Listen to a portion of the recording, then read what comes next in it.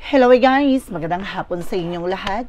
On this show guys, Masigari Channel, a free dealer o Zumatarders. So ngayong hapon na to, tignan natin sabihin sa inyo na ating mga gabay. So this is a monthly gabay for the month of October 2025 for the sign of Gemini. So Gemini, welcome sa my channel. Ano kayong messages, advices, and spirit guides ang ating masasaga for today's video? Kanina kayang energy or kaganapan sa buhay ng mga Gemini ang ating mga hagilap. So guys, this reading is a general reading lamang, hindi lahat makaka-resonate. Kunin lamang po makaka-relate sa inyo and comment down below kung kaninong energy ang ating nasaga. Because don't forget to like and subscribe my channel and hit the notification bell for more videos update. Then of course, maraming salamat po sa mga walang sawang pagsuporta sa aking channel, lalo-lalo na ang skip ng ads na way pagpalain po kayo ng Diyos at may kapal. Siksik-liglig nag-uumapaw na biyayang manambalik sa inyo. So let's see guys, what is the messages, advices sa iyo ng ating angel spirit for the sign of Gemini. So let's see and watch this. Ano kaya kaganapan sa buhay ng mga Gemini ang ating mga hagilap? Tutuklasin natin yan. So let's see. And there's a Five of Swords, no? Nagkakaroon ng self-sabotage that because of actions, no? No, kailangan mo nang baguhin o kailangan mo makawala dito sa situations na to. Masyado kang, kumbaga, naaabuso. There's something self-sacrifice na maaaring self-sabotage. No, sinasabotahin mo ang iyong sarili, no? Laban sa mga taong akala mo totoo sa'yo, no? Akala mo makakatulong sa'yo. Yung pala, no, at the end of the time, kumbaga, hindi ka nila, kumbaga, iniintindi or iniisip, no, yung kapakanan, no, basta may makuha lang sila sa'yo, basta matulungan mo lang sila, ganun lang. No, at the same time, there's a Knight of Wands for slow and steady. Ngayon, mas matututo ka na magiging kalmado ka na sa lahat ng bagay, pag-iisipang mabuti, bawat decision and actions mo. At the same time, there's a Two of Pentacles, no, there's a balance. Magiging balance ka na, no, titimbangin mo na ano man yung bagay na alam mong importante at mahalaga sa'yo, na unti-unti nang babaguhin ito ang mga nakagisnan mo. At the same time, there's the world, reference with the travel and success, accomplishment. So, maaaring may mga bagay na magtagumpay ka na talaga dito. At maaaring makamtan mo na ano man yung bagay na iyong ninanais. Some of you baka may travel ka, transactions, and of course, there's a travel talaga, no, local and of course, international. And there's a Ten of Cups with a happiness. At the end of the time, magiging masaya at magiging maligaya ka na. Magiging maayos ang sitwasyon mo. Magiging maganda ng kalagayan mo. No, because there's a Seven of Swords with a sneakiness, there's a cheating lying on you, no? Talagang meron taong nagsisinungaling behind your back, no? Meron talagang hidden agenda to sa'yo. So let's see, what is the additional messages? Now with the Five of Swords. So there's a Four of Swords. This is something rest, no? O ibig sabihin na over-fatigue ka na. No, masyado ka ng na-frustrate, no? Parang you're feeling exhausted na. Napagod ka na, drain ka na. Na dahil sa mga pagod at paghihirap mo na parang nababali, wala, ganon. And of course, there's something the Knight of Wands, so represent with the Empress card for reverse, no? Alagaan mo at mahalin mo yung sarili mo. Etong buwan na to, parang buwan ng realization, no? Buwan ng para pag-isipin mo ng mabuti yung bawat action and decision mo, lalo-lalo na yung mga bagay na pinaglalaanan mo ng panahon at oras. No, and of course, there's a Knight of Wands. Konting tiyaga ka sa ginagawa mo, magpatuloy ka lang dyan. Napakalapit mo na para magtagumpay. There's the Lovers, connected with your love life. Maaring may jowa ka sa international, o maaring nandito ka sa local, at of course, maaring yung person mo ay maaring nasa ibang bansa. And of course, there's a Ten of Cups, represent with the Nine of Cups. So, there's a wish fulfillment. Now, there's a something happiness, no? Talagang may level up Talagang may bagay na maaring magdala sa'yo ng kaligayahan at maaring nag-uumapaw na kasiyahan. Na maaring ano man yung bagay na iyong hinihiling, na ano man yung iyong pinapangarap, maaabot kamay mo na. There's a Seven of Swords, represent with a Magician. This is something guys with a manifestation. Na may mga bagay na unti-unti mo na ma-manifest. Na mas maganda yung tahimik ka at huwag ka mag-share ng information with other people. Na yung mga plano mo, lahat ng bagay na gusto mong gawin, mas maganda isikreto mo muna for a meantime. Now, dahil marami nakasubaybay sa'yo, there's a Five of Swords because the Four of Swords represents with a Chariot card na kailangan mo nang baguhin ang maling sistema. There's something in Chariot card with an action and movement, changes and development. Now, there's a self-discipline. So, kailangan mong baguhin ang yung mga nakahagis na nakagawian. No, kailangan mo disiplinahin ang sarili mo sa maling sistema na maaaring nangyayari ngayon sa'yo. There is something with the judgment for a wake-up call. So, parang ginigising ka sa katotohanan, you need to pay attention. Ginigising ka sa katotohanan, natutukan mo ang iyong sarili. Na mahalin ang iyong sarili, alagaan ang iyong sarili, dahil ikaw mismo ang makakatulong sa sarili mo at mismo magpapalago sa sarili mo. Na unti-unti mong baguhin ang mga nakagisnan mo, nakagawian mo. And there's a Queen of Wands, no, lakasan mo ang loob mo, magiging matagumpay ka. Napakalapit mo na para magtagumpay dahil you're building with a framework no lead to success. Talagang ikaw yung magdadala sa ikauunlad mo. At the same time, there's a Six of Wands for victory. So, maaaring magtatagumpay kayo ng person mo. Maaaring magkasama kayo dyan sa international, o maaaring magiging mabansa kayo. There's a possible na magtatagumpay kayo. No? Kung may asawa, may jowa ka, that's good, na maaaring magiging bansa kayo. Maaaring may jowa ka, international, tagumpay, maaaring makamtan mo. And there's a King of Swords, no? Ibig sabihin nito, kung magiging masaya ka at matutupad yung mga pangarap mo, kung babaguhin mo at puputulin mo ang maling sistema. Just being a wise decision, intelligent, no? Head over heart. Gamitin mo yung utak mo kaysa sa puso mo. Dahil inaabuso ka nga nila, di ba? There's a Seven of Swords, the Magician, represent with a Devil card. There is something, a devil, like abusado, no?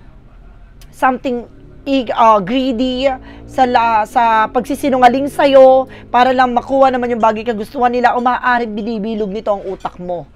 No? So, let's see what is the outcome. For the outcome is the Page of Pentacles for something investment. Invest wisely to yourself, of course. Tutukan mo ang iyong sarili. Tutukan mo paano mapapapalago ang iyong sarili. And there's a Knight of Pentacles. So, mag-focus ka sa trabaho, negosyo, hanap buhay mo.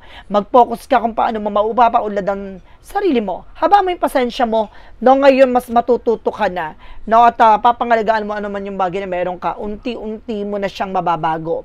Dahil parang nagising ka na sa katotohanan. And because there's a Four of Cups, no, just reevaluate or analyze. Na may mga bagay dito na kailangan mapag-isipan, klaruhin, liwanagin. No, may mga bagay talaga magsisink in sa'yo na marirealize mo yung kamalian at kabiguan mo. No, yung mga maling desisyon na maaaring akala mo ay karapat dapat at totoo at yun dapat, diba? Kung naguluhan ka, no, sa lahat na nangyari ngayon, unti-unti nang lumiliwanag sa utak mo. At the same time, there's a Seven of Pentacles with a harvest moment. Anihin mo. Ano man yung bagay na yung pinagpaguran, pinaghirapan, pinaglaanan panahon at oras. Lahat ng mga bagay na dugot pawis at sakripisyo ay maaaring mapawi. Na talagang magtatagumpay ka. And there's a Nine of Pentacles. You have a potential for abundance. Siyempre, diba, may potential para maging malago ka at maging masaya ka. Putulin mo lang kung ano man yung bagay na naghahatak sa'yo pababa. Yung bagay na alam mong hindi mo na dapat binibit-bit pa. No, yung mga bagay na alam mo dapat ay pinuputol na ang koneksyon sa negatibong mundo at negatibong tao. No, additional messages, so there's justice will be served. Ano man yung bagay na ginawa sa'yo nang hindi mo namamalayan, no? Some of you baka ginawang ka ng kulam, sumpa, kamalasan, ano man yung bagay na nagbigay pabigat sa iyong pamumuhay, huwag kang mag-alala. No, may hustisyang magwawagayway ang karma at ang paglilitis, no? Na karapat-dapat talaga ay para sa'yo. No, lilitisin yan. At maaaring magdala sa ito ng tagumpay at maaaring magdala sa ito ng matagal mo nang inaasam. So, let's see. What is additional messages for finances and career, love life, at kalusugan? Let's watch this. Okay, let's see, guys. Alamin natin no, anong kaganapan sa buhay mapagdating sa finances and career, love life, at kalusugan. Tumbukin na natin yan, guys. So, there is a Knight of Cups. Na pagdating sa finances and career, you need to let go. Na may mga bagay na kailangan mo i-abandon na, bitawan, pakawalan, tigilan, tantanan. No, kailangan putulin mo na ano man yung bagay na alam mong hindi nakakatulong sa'yo. Kung maaari, kailangan mong, kumbaga, bitawan na. No, o pakawalan at baguhin na ang bagong plano sa buhay mo. Just to move on, no, set you free.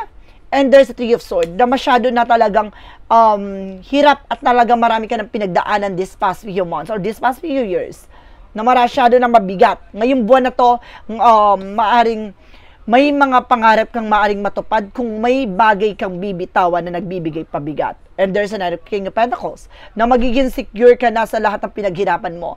Mas magiging mature ka na how to handle these things. No? Mas lalo ka magiging matalino kung paano mo puproteksyonan ng yung mga pinaghirapan. And there's the Queen of Pentacles. No? Mas lalo kang magiging masagan at magiging maayos ang yung kalusugan at kalagayan pagdating sa finances kung magiging mature ka. There's a King and Queen. So, maaaring magiging balanse na ang inyong negosyo, hanap buhay, or trabaho ng iyong person. No? There's something maturity sa inyong dalawa ng person mo, mas magiging secure ka, no? At mas magbubuo kayo ng mga plano kung paano mapaglalaguin ang inyong finances or resource of income. There's something divine masculine and divine feminine. At the same time, there's a two of cups. May partnership talaga na pagdating dito sa finances and career nyo, may pagtutulungan, no? Mari may negosyo kayo. And of course, pagdating naman tayo sa love life, there is a three of cups. No? There is a third party involved. No, mayroon tayong naninira sa either a friend of yours or kamag-anak to. No, there is a strength ka with a confident, lakas mo loob mo, maging matapang ka. Alisin mo yung pag-alinlangan mo dito, and there's an Ace of Cups. Now, there's a new love coming in. May bagong pag-ibig na papasok. No? There is something na Nine of Pentacles, maging secure at practical ka sa kung ano man yung bagay na meron ka, habaan mo yung pasensya. No? Siguro hindi pa to para sa iyo, proteksyonan mo ano man yung bagay na meron ka. There's the page of sort being curiosity. There's a spy looking, watching at you. May nagsusubaybay sa inyong dalawa na person mo. Now, there's a parang secret admirer o baka may lakas ng tama sa'yo. And there's a King of Cups. Your person is very devoted. Huwag ka mag-alala. Na mahal ka ng person mo, pero may sumisingit na iba. It's either there's something na next, na maaaring pilit na bumabalik, na huwag ka nang magstay sa isang situation na naging negative at naging pasanin lamang sa buhay mo. Na wag ka nang humanap ng isang bagay na ipupukpok mo sa ulo mo. Ganon. Kumbaga, wag ka nang humanap ng isang bagay na parang magiging sakit ng ulo mo. Kalusugan mo, there's a Descent card na maaring may mga bagay na liliwanag na sa'yo, magbibigay kasagutan kung bakit mo nararamdaman. There's a purification, no? Parang kailangan mong malinis, no? Tanggalin yung mga toxin mo sa katawan. And there's a Two of Swords. There's something difficult decision. Nahihirapan ka magdesisyon, nahihirapan ka gumawa ng sitwasyon dahil nai-stress ka sa yung nararamdaman. Kung ano yung pinanggagalingan nito, there's a Death card. Mag-ingat ka, no? Baka ikasyegi mo to kung hindi mo to aagapan. No, there's a balance. So, kailangan mo balansihin yung mga pinagkakain mo. Baka madalas dito yung unhealthy foods.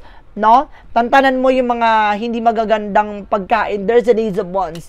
No, magkaroon ka ng mga idea or plano sa iyong kalusugan. There's a Four of Wands.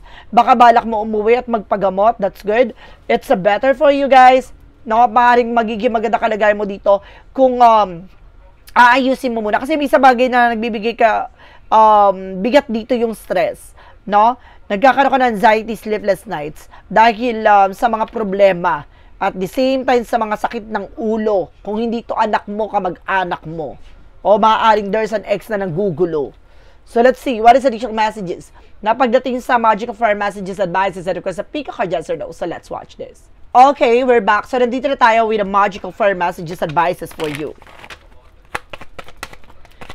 Okay, so there is autumn with harvest moment. So at the end of the time, maanihin mo to. No, makukuha mo yung mga bagay na pinaghirapan mo. There's a vegetarian, see, I told you. Diba? Kailangan mo na more on veggies. No, more on gulay ka muna. No, vegetarian ang atake mo talaga dito. And there's a birthday. Na maaaring may dadalawang kang birthday. O maaaring may mga bagay na magsagot sa katanungan mo with the birthday season. Baka birthday ng anak mo, birthday ng kung sino man yan. Na parang may bagay na magliliwanag sa'yo para masasagot yung tanong mo. There's a union. Talagang there's something parang, kumbaga magkakaroon ulit ng pagtatagpo. No, maaaring mayroon dito mag-reconcile, mag-ingat ka makipag-reconcile. No, there's a home family commitment. So talagang kailangan tutukan mo ang iyong family for a meantime. No, kailangan mo ayusin muna ang sigalot at problema nyo sa inyong tahanan. What is the synchronicities? Represent with a trust. So, kailangan mo magtiwala sa ating pong may kapal.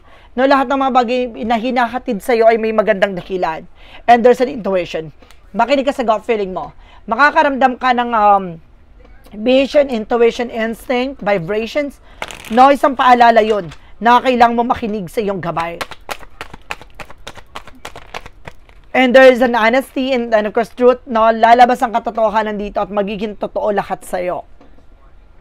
Now, there's a legal matter. Meron ditong usapin about sa legal. May kaso, may cases, kayong pinag-uusapan. Maging totoo ka lang, lalabas ang katotohanan. For Archangel Michael, explore your options. So, kailangan mong tingnan pa ano man yung ipapang pamamaraan kung paano nyo mababago itong sitwasyon nyo. What is the additional messages for a Jesus-loving quote said? Ask and shall be given to you. So, kailangan mo rin lumapit sa ating Panginoon at ipagkakaloob niya yung mga bagay na karapat-dapat sa'yo.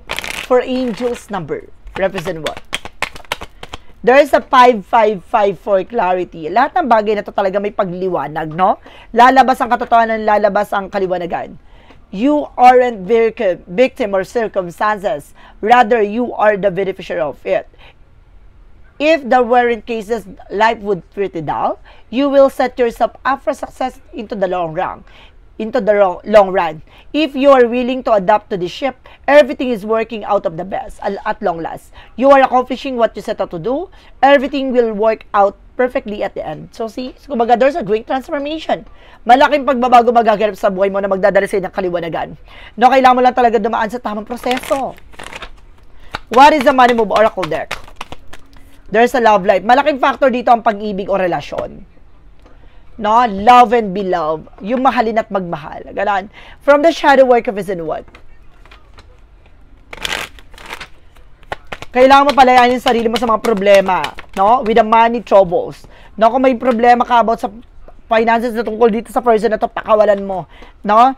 Pakawalan mo yung taong humihila sa ipababa. Na huwag kang manghinayang sa isang tao na puno ng problema at puno ng pasakit lang sa'yo. There's a spiritual awakening na parang ginigising ka sa katotohanan na makinig ka sa intuitions mo. Sit with your shadow is the best way to enlighten. No? Kumbaga, umupo ka dyan at alamin mo ano ba talagang kinakatakutan mo, ano may bagay na nagbibigay pabigat sa'yo, doon mo makikita ang kaliwanagan na kailangan mo ng pakawalan. What lies beneath the future? Kasi habang buhay ka bang ganyan? Gusto mo ba ganon? No, parang itong buwan na to, buwan ng ng kamalayan. Buwan ng para magising sa katotohanan at para matumbok lahat ng bagay na dapat mong malaman. And there is a check yourself, see?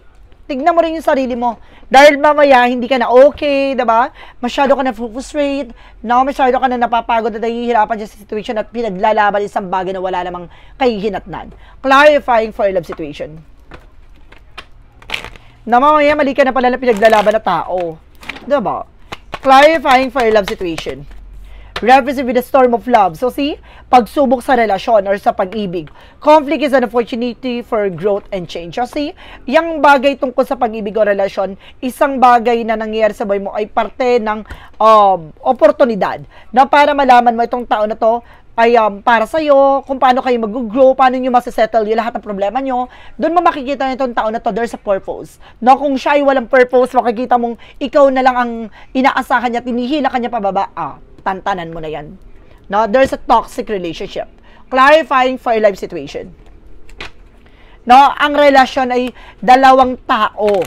Diba? Dalawang taong nagmamahalan, dalawang taong nagtutulungan. Hindi lang isang tao ang mismong kumikilos at gumagalaw. Ganun yun.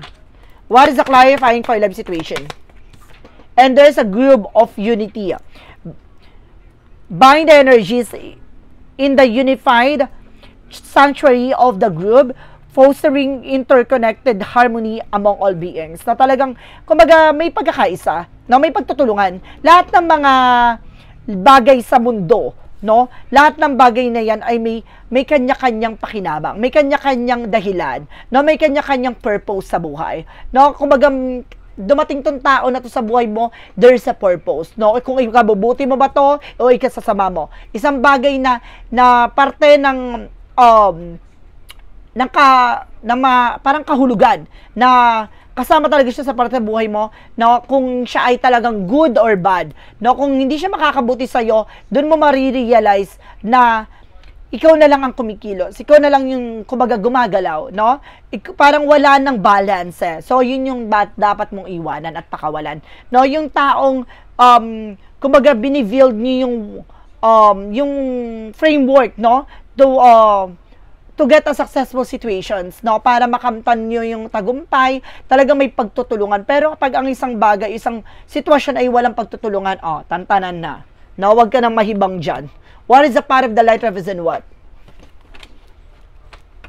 Diba? Ang lahat ng bagay sa mundo ay may kanya-kanyang purpose. Diba? And there's a surrender. Na may mga bagay talagang pakawalan mo na. At surrender na. Now, I surrender, control, and allow life to flow in with ease. I trust that everything is unfolding in perfect harmony. Through surrender, I find peace. Releasing that need to control every outcome, embracing the flow of divine guidance. No? Alam mo, ginagabayan ka ng ating angel spirit. Napakawalan mo na at bitaw mo, hayaan mo na ang ating poong may kapal ang magbigay o magbigay sa'yo ng paraan o magbigay ng daan tungo sa magandang kinabukasan. There is something wings. No? Paraan ng isang paalala na may pakpak na ikaw mismo ang gagawa ng paraan para lumipad ka sa sarili mong pakpak. No? Parang gamitin niyan para lumipad at maging matayog ang iyong pangarap at matupad ang mga bagay na inaasam. No? Ikaw mismo ang gagawa ng paraan para makalayo at makalaya ka dyan. At baguhin ang matagal mo ng kinagisnan. So guys, let's see what is a pick a card yes or no. So let's watch this. Okay, we're back. So nandito na tayo guys with a pick a card yes or no. So guys, before anything else, ang pick a card yes or no, pwede ka magtanong. Isang tanong, isang sagot. No? Mag-isip ka na ng tanong at pumili ka ng magiging sagot within 1, 2, or 3. Then of course, kapag nakapag-isip ka na ng tanong at nakapili ka na ng number na gusto mo maging sagot sa tanong mo, please comment down below.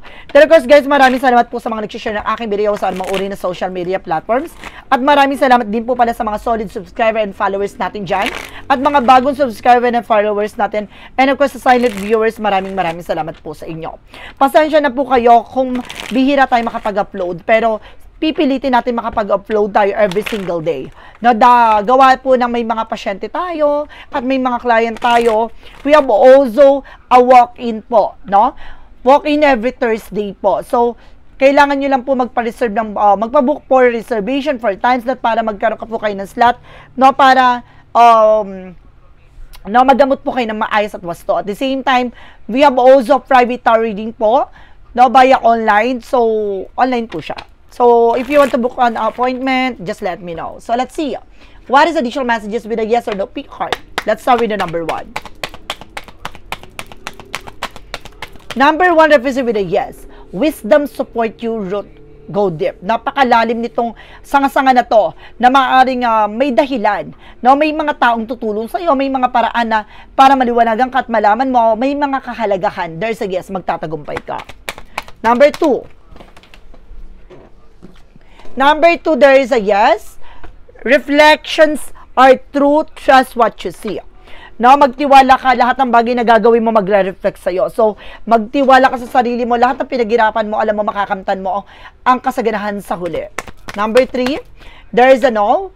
Losing part of yourself, missing peace, gone away. So, see, kailangan nalagaan mo ang sarili mo. Isang parte dito na mawala lang, no, nasa sarili mo ay tuluyang maglalako. So, kailangan mong alagaan at mahalin mo ang sarili mo, baka sa huli, pagsisihan mo. No, wag matuto kang humindi kung hindi mo kaya. Wag mo ipagpilitan yung sarili mo para lang maibigay sa kanila. Well, this is a monthly gabay for the month of October 2025 for the sign of Gemini. So, Gemini, maraming salamat po for this wonderful reading. So, once again, this reading is a general reading lamang, hindi lahat makaka-resonate. Kunin lamang po makaka-relate sa inyo and comment down below kung kaninong energy ang ating nasagap. Because don't forget to like and subscribe my channel and share ko siya for more videos update. Then guys, maraming salamat po sa mga walang sawang pagsuporta sa aking channel, lalong-lalo nang hindi skip ng ads away pagpalaing kayo ng Diyos at may kapal siksik-liglig nag-uumapaw na biyayang mahanang balik sa inyo. At maraming salamat guys and see you the next video. Bye-bye and babush.